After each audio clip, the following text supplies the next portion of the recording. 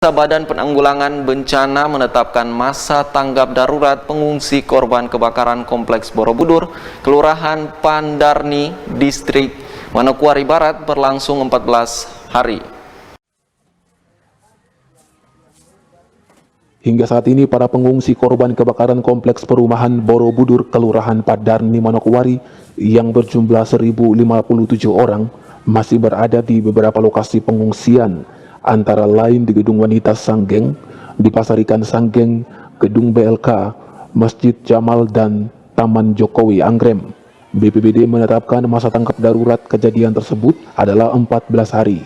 Saat melihat langsung kondisi para pengungsi di salah satu lokasi penampungan, yakni di Gedung Wanita, para pengungsi baik anak-anak maupun lansia dan para wanita terlihat mendapat perhatian cukup dari pemerintah dan para relawan serta warga Manokwari lainnya yang berusaha membantu meringankan penderitaan mereka dengan berdonasi baik uang maupun bahan makanan, pakaian, dan lainnya. Koordinator penanganan pengungsi di Gedung Wanita Sanggeng yang adalah salah satu pegawai pada Pemkab Manokwari menuturkan sejauh ini kebutuhan pakaian layak pakai telah terpenuhi. Hanya beberapa kebutuhan lain seperti pakaian dalam wanita dan pakaian bayi serta bahan makanan yang masih diperlukan. Saat ini Pemkab Manokwari masih melakukan pemutahiran data pengungsi agar para korban kebakaran ini dapat ditangani dengan baik, termasuk mendapat hunian sementara atau huntara yang saat ini sedang disiapkan Pemkab Manokwari. Yang kami butuhkan adalah pakaian bayi, kemudian pakaian dalam wanita, itu yang kami butuhkan. Kemudian kalau bisa, kami juga butuh sumbangan bahan makanan.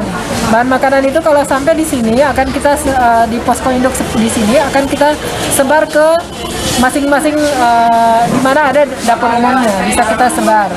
Sementara masih bisa kami atasi, cuma kami akan terus memperbaiki data karena ini masih ada yang berpindah-pindah. Kami akan terus memperbaiki data itu supaya pemerintah mendapatkan data yang akurat.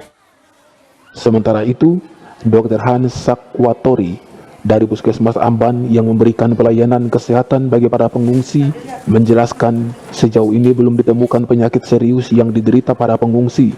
Beberapa penyakit yang ditemui di tempat penampungan antara lain batuk, pilek, dan demam. Rata-rata setiap hari ada sekitar 18 hingga 20 orang, kebanyakan anak-anak dan lansia yang datang berobat di klinik darurat yang didirikan di lokasi penampungan.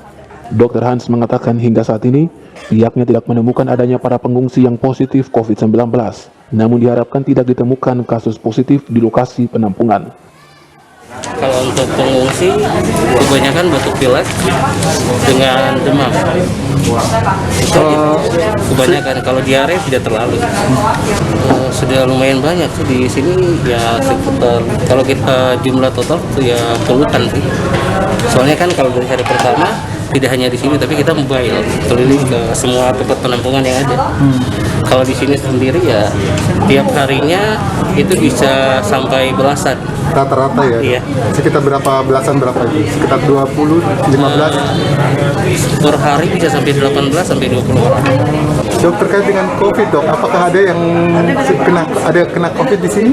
Sejauh ini belum ada. Soalnya kami sendiri belum melakukan tracing dan pemeriksaan secara lengkap untuk pengungsi yang ada. Oh, gitu. Dari gejalanya pun sejauh ini belum ada. Belum ada gejalanya.